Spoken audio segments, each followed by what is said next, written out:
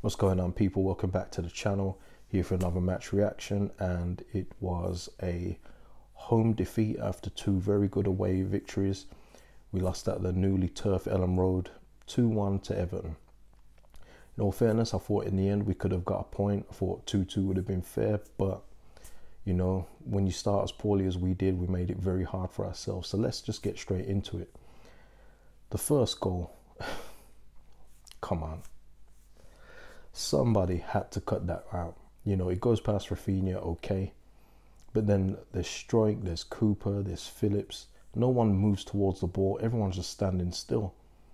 You know, it was like somebody turned off the music and they were just playing musical statues. You know, you can't do that in the Premier League, man. And Sigurdsson drifts in and gets the first goal. Easiest goal he's ever going to score.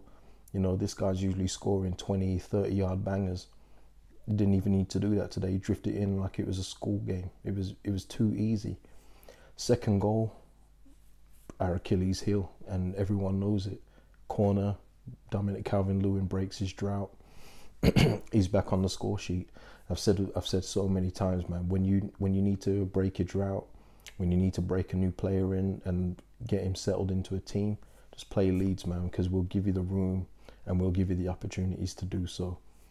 We make it too easy sometimes, and 2-0 against Everton, we're fighting an uphill battle straight away. You know, the first half was just so poor. It was a poor first half. But the second half, we came out and we imposed our game and we was on the front foot a lot more.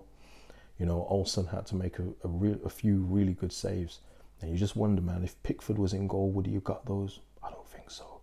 I don't think he would have got them. But, you know, Olsen did well today and kept them in the game. I thought Luke Ayling was very, very lucky to get away with a handball. But I don't know. Do you know what handball is? I don't know what handball is anymore. Because to me, that looked like a not a blatant handball, but it's a handball, man. He's jumped in the air, his arm's out, he's hit him near the elbow side of his arm. It's got to be a penalty, but we don't know what handball is anymore. And it just goes with that state of officiating in this country, man. It's in hell. It's in hell.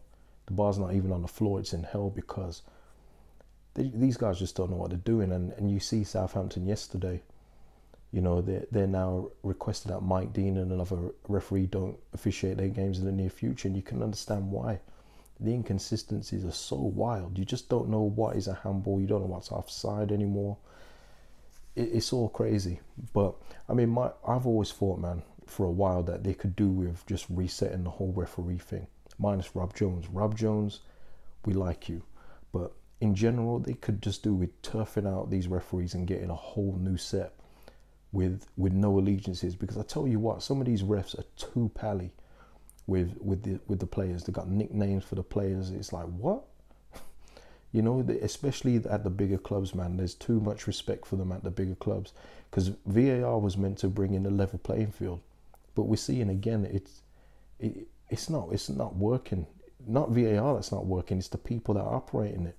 So they could do with just getting rid of a lot of these people and replacing them, but you know, that's a conversation for another time. We had chances to equalise. Bamford had a looping header. Thought Bamford had a mixed game today. I know he set up the goal for Raphinha. It was a very nice layoff as well for Raphinha to get us back in the game at 2-1. Beautiful finish from Raphinha, who I'm going to talk about again. You know, Shakara here. But I thought Bamford could have had if his first touch was better today, Bamford, I thought we would have been in with a few more chances today, because there was times where the ball just wasn't sticking to his feet today. He had an odd game, Bamford, and his chance to equalise that, you know, that looping header that went over, you know, was a difficult chance. But yeah, it was a mixed day for Bamford, in all fairness. But he was fine in comparison to a lot of the other players in total. About to give Liam Cooper a second bit of credit here. He had a really good standing tackle against Dominic Calvert-Lewin. Really read that well, and you know, helped us break out for another, you know, forward surge. So again, credit Liam Cooper. That's 2 videos in a row. Go on, Liam Cooper. Meslier today made a really good save as well, keeping us in the game in order for us to equalise. You know, he made a really good save with his leg. Nothing wrong with our kid, man. He's going to be a great goalkeeper in the future. Just stick with him. Anyone that's got doubts with him, about him, just stick with him, man. He's going to be good. Oh man, and then Tyler Roberts, bruv, allow it, innit? You know, it's the 95th minute, and you know Bamford's created some space, picked out Tyler Roberts, who in turn should really control it and do something with it. Put it across the 6-yard box, dribble it a bit, and find somebody. But he's tried to half volley, and it's gone into the cup end. Listen, I'm not gonna dig out Tyler Roberts, but I think it was just the wrong choice. But again, it's what we've got at the minute. You know, with our bench options just aren't up to par with the top half of the Premier League. So that's where we're at the minute. But I just thought when he hit, I was like, listen, I was like, bro, it's just don't. You know, and that was the game. And like I say, I thought we would have been good for a 2-2 draw. But when you give yourself a mountain to climb, it's just difficult. You know, Mateus Click again. Listen, I was just online looking quickly and seeing what people were saying in general, and I could see Helder Costa, who was on for about 10 minutes. I could see him getting a load of stick, but Mateus Click is looking very, very ordinary right now. You know, and when I say ordinary, I put him in that category now. Not now, but he's going into that category now where he's just going to become one of those central midfielders in the Premier League that just don't do anything. You know, like a Longstaff, like a Tom Davis. You know these regular just central midfielders that are literally central midfielders. You know, and he was much more than that. I don't know what's happened to him. I don't know if the Premier League may be a bit too much for him, or whether he's just out of form. But I hope that if he's starting the next game, if Rodrigo isn't back, I hope he's getting back into form, man, because Click has been off it for the last few games. He's been off key. It's been very, very ordinary from Mateus Click. And although he had a good shot today when also made a save, everything else, I mean, he just looked out of sorts. He didn't used to need so many touches. I don't know what it is. I think I've mentioned this before, but he's taking so many touches now. You know, it's frustrating, but, you know, and it's bad. You know it's bad, though, because he's literally our one central midfielder who's of, you know, international quality, and he's getting benched. You know, that's telling you something. It's telling you something. So it tells me that when recruitment is being done in the summer, I can see Andrea and the team, Victor, addressing that position straight away, because it needs addressing anyway. But it might not be good for Click if he keeps on putting in these kind of performances. I'm going to talk about Raphinha, somebody that I say that I try not to talk about, but this is the realization that I had today.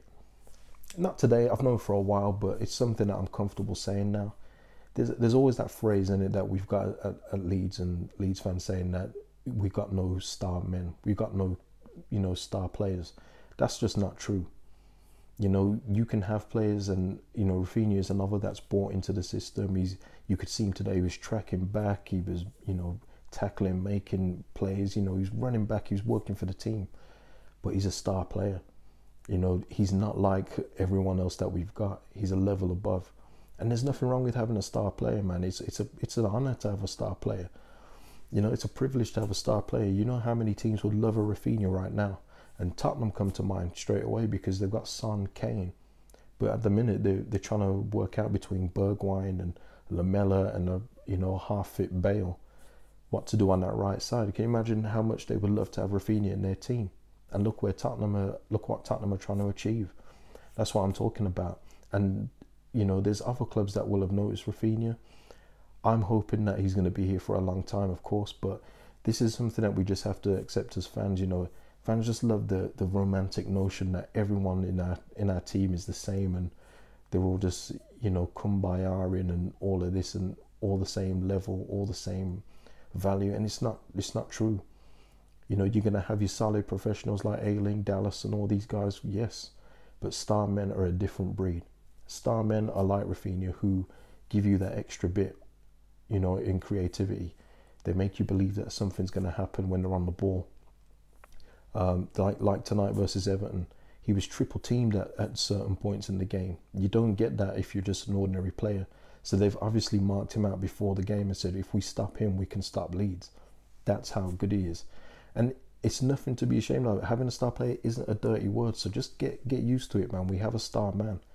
And I just love the guy. I'll say it with my chest. He's the best player that we've had since we were last in the Premier League. Easy for me. And I can say that with my chest fully out. He's easily the best. But that's my bit on Raphinha today. It seems like it's like every video thing with Raphinha, but that's what the guy gives us. That's the feeling he gives me when he's playing football. That's my kind of footballer. But yeah, man, we got Palace next, and we owe them after they beat us 4-1. Like, when did Palace ever score 4 goals, man? We owe them this, so we better beat them in the next game, because, you know, they may not even have Zaha as well, so that's a plus. You know, they've still got Eze, who we very well know, because, you know, he got blooded in against Leeds United, his first start, wasn't it? So, you know, we'll have to look out for him. But again, we should be trying to beat teams like Crystal Palace at home. You know, this was a great opportunity today to get into the top half, and we didn't take it. It would have been nice to see us back in that top half, and at this stage of the season, you know, we already moved up automatically to 11th after, you know, Southampton got absolutely panned by Man United. So we should have took advantage, but we didn't, and we'll have to wait until Crystal Palace now. So we'll wait until then and see what happens. So yeah, this will be my last video until the Palace game, more than likely. You know, I'm going to take a few days and just reset my head, because, you know, I just want to talk about the lockdown, man. How is everybody doing out there in regards to the lockdown? You know, are you sick of everyone in your house yet? You know, for me, I'm always like reminiscing about good times I've had, you know, where you could go out and do stuff, and just basic things as well. I'm not even talking about partying or nothing like that. I'm talking about going for a Starbucks, you know, and those are the things I'm looking forward to out of lockdown. Going back to the gym, Starbucks, you know, walking around a shopping mall, you know, just basic things, man. So, you know, if you want to put down in the comments, man, how you're coping, if you're not coping, you know, let me know, man, because I'm interested to hear. You know, I'm watching a lot of movies that are taking me back to certain times in my life, and just thinking, that's a great time. But I'm also looking forward as well. I'm looking forward to just simple things when we get out of lockdown. So yeah, what have you been doing to cope? What have you been, you know, what are you looking forward to? What's driving you looking forward and thinking, I can't wait to do that? Drop a comment, man, and let me know, man, because, you know, this lockdown thing, whether you're in the UK or anywhere else where it's locked down, it's tough for everyone, man. We're just getting through it day by day, and sometimes these days are just clocking by. You know, what day is it today? Wednesday. Yeah, great. Who knows? Who cares at this point, innit? But yeah, man, that's the video. I will see you after Crystal Palace. Peace.